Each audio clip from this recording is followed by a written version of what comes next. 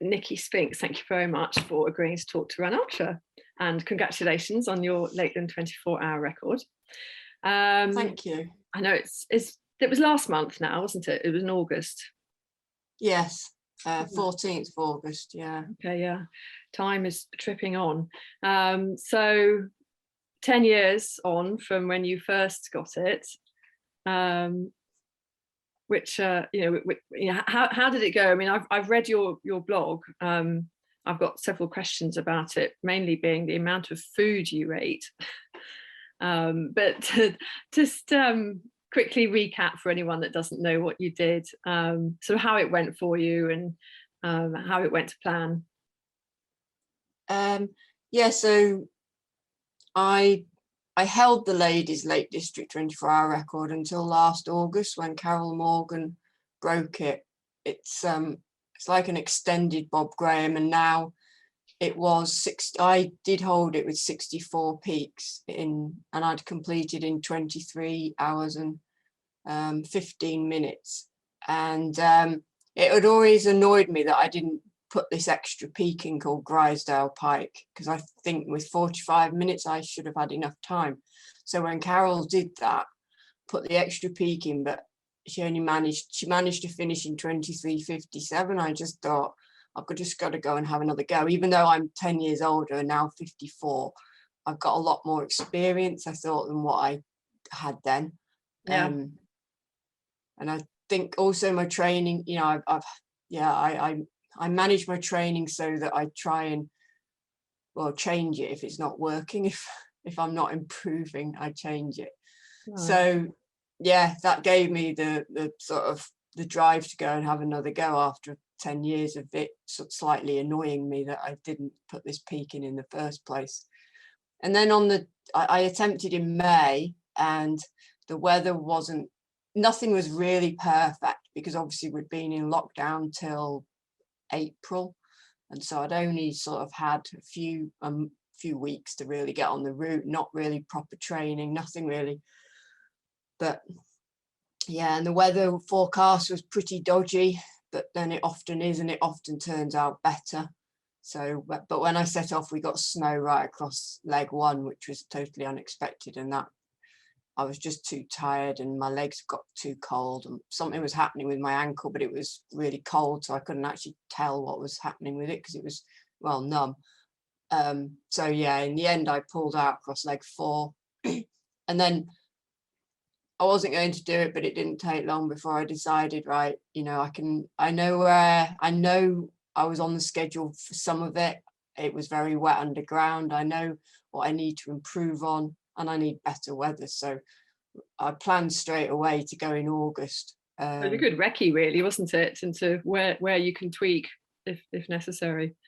Yeah, and I think that's one of the reasons I carried on for so long, because even into leg 2, I was thinking this is looking very unlikely that I'm going to break the record, because I was now 15-20 minutes down, and you can't make that sort of time up on a record. No. You know, it's already fast paced, you can't go faster than fast.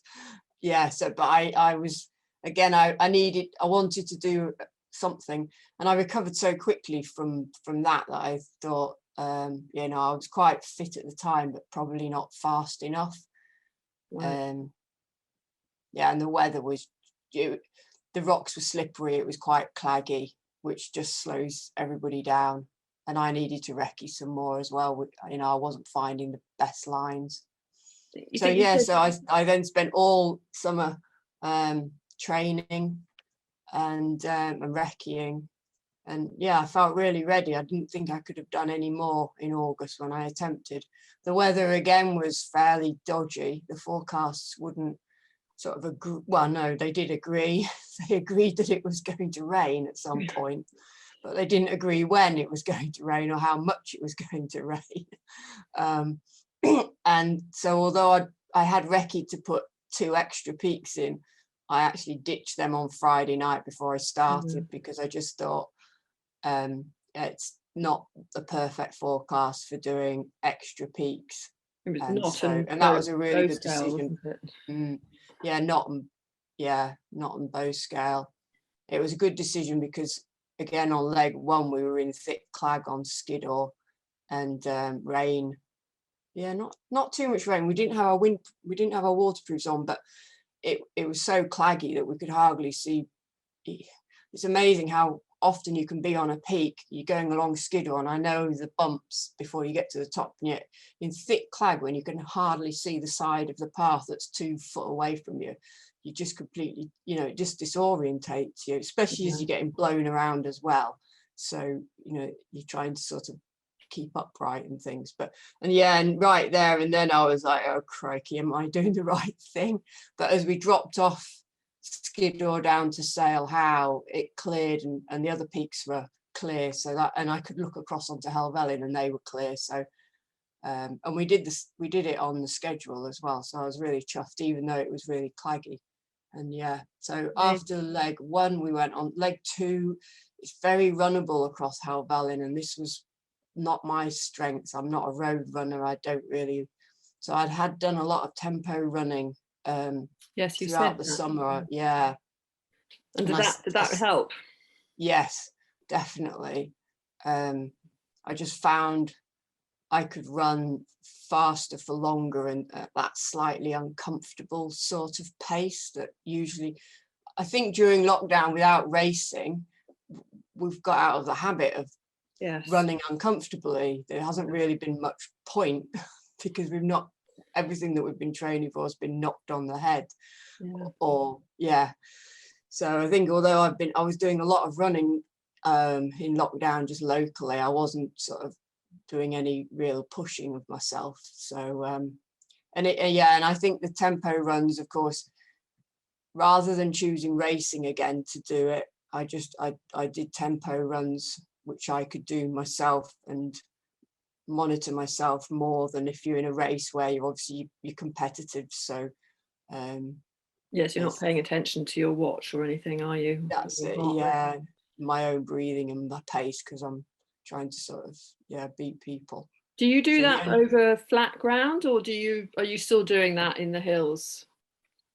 I chose slightly undulating and uphill ground because a lot of the leg 2 is slightly uphill, so it's that sort of annoying gradient where you can't really walk because you think you should be running, but actually running is quite tiring because it's slightly uphill for quite a long stretches.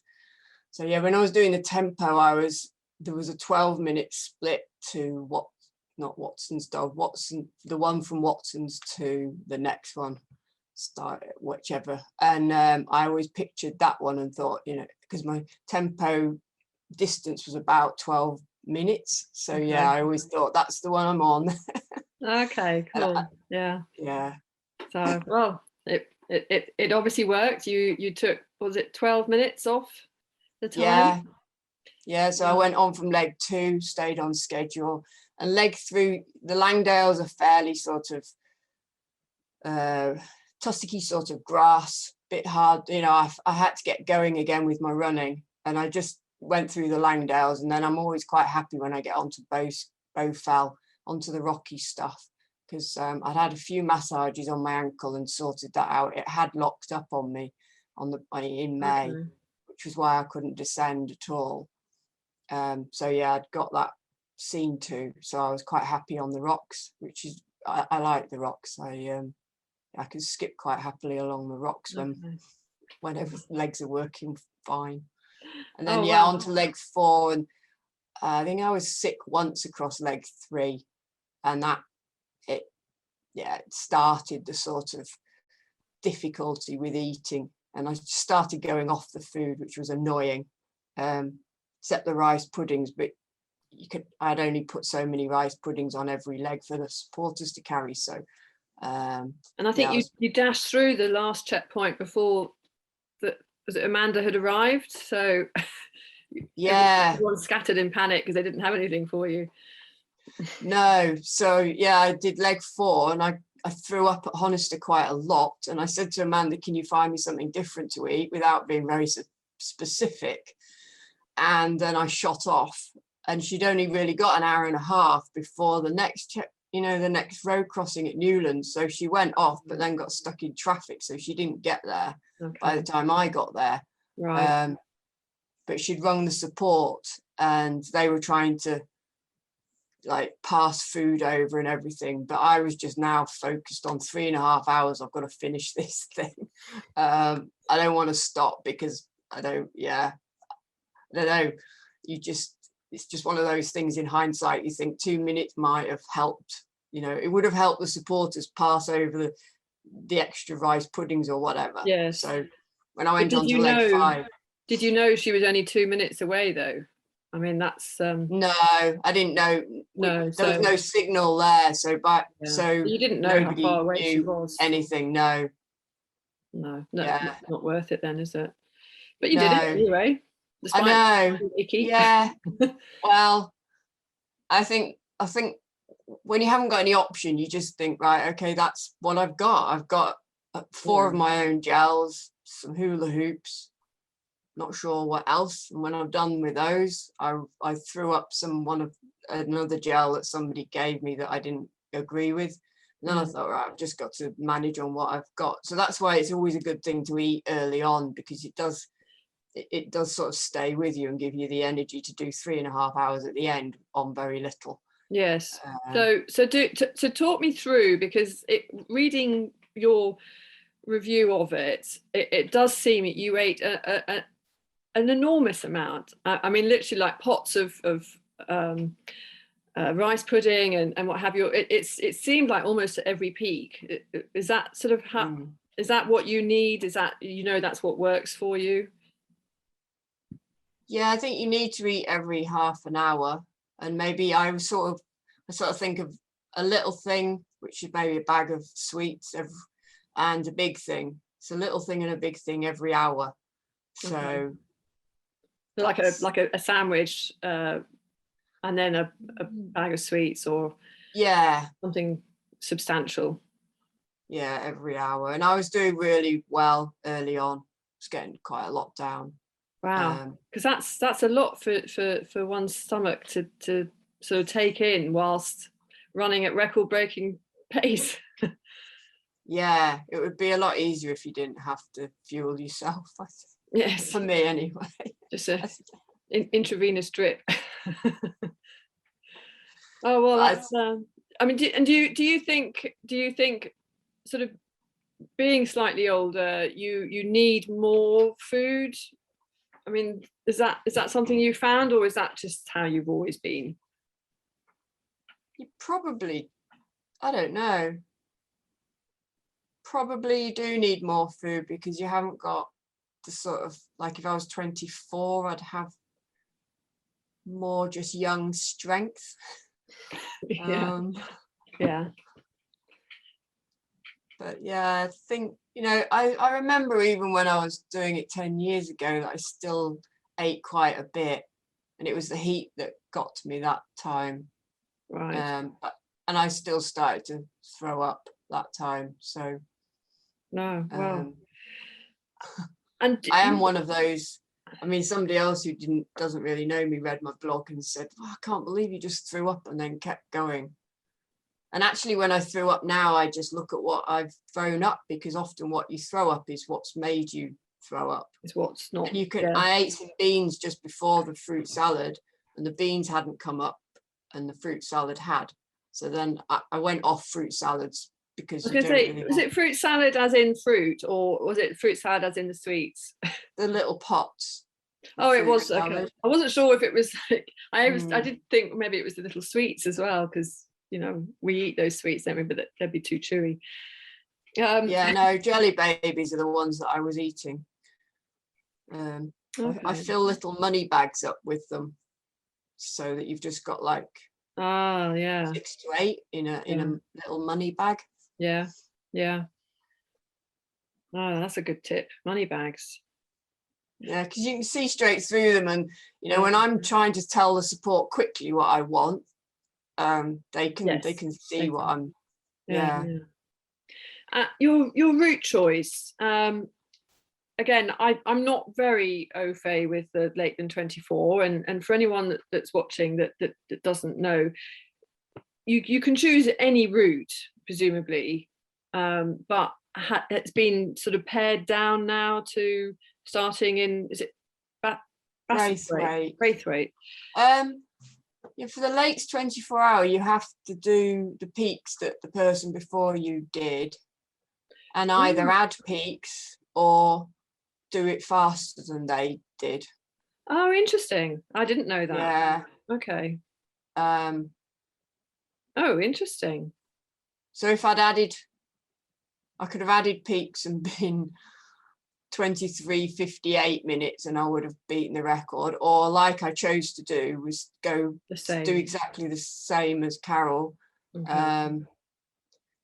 And you don't have to start at the Moot Hall with the Lakes 24-hour record. So I started in a different place called Stair, and Carol actually moved the start. Well, I could have started there again if I wanted to, but it made more sense to start where she started. Okay. Which is where the men men have started there for a while. Right. Yeah. So you said that you were considering adding in knot and bow scale. I mean, to have added 2 more peaks,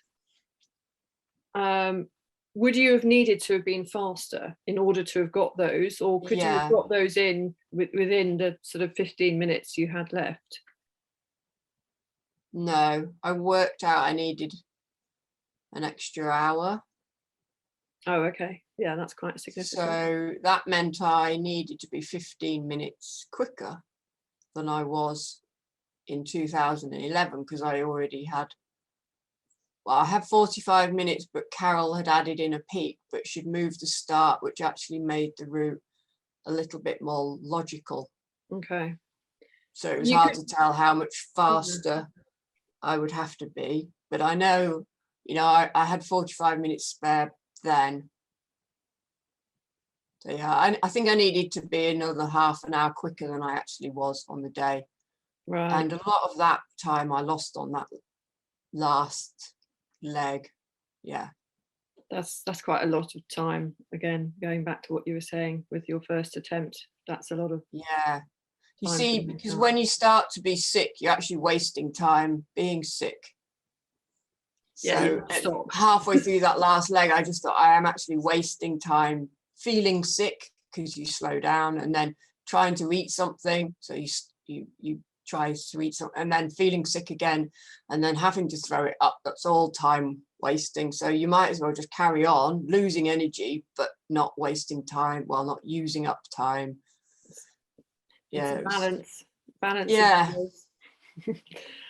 And just quickly going on, I think you're going off to do the Tour des Gens next week. I really hope so, but I had to do a lateral flow test this morning, and it came back slightly positive. Slightly positive. Well, where you get, it says a faint line. Okay. So this morning I went for a PCR test. Right. I'm sat here, I'm still packing, but who knows? Oh, when are you going? Thursday. Okay. Oh gosh. Oh, fingers crossed. Because that's such a bucket list race, isn't it? That'd be amazing. Do you know the course at all? Do you know it? I did it in 2019 and entered in 2020, and this is an entry. Well, everything's sort of deferred over, but now it's all paid for and everything. Yes. Yes. Well, good luck. I really hope you get there, and I feel like I'm leaving it slightly on a cliffhanger. Will you let us know? So that when we publish this, we can let everyone know whether or not you're out there. But, I was going to say at the beginning, I didn't. I don't. And I'm not in a great mood. But it's one of those things. I certainly wouldn't. We had a farm sale. We had our farm sale on Saturday, and maybe that's got to be where I caught it. I've no symptoms whatsoever. No.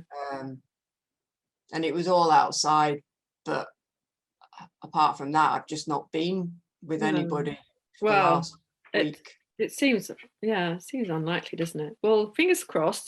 Fingers crossed. A dodgy test. And thank you very much for talking to us. That's fine. Thank you.